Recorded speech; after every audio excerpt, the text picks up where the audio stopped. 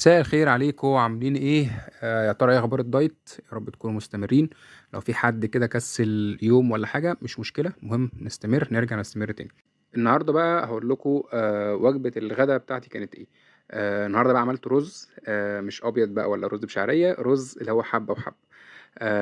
عشان نغير برضو شويه، ميبقاش ايه كله نفس النوع.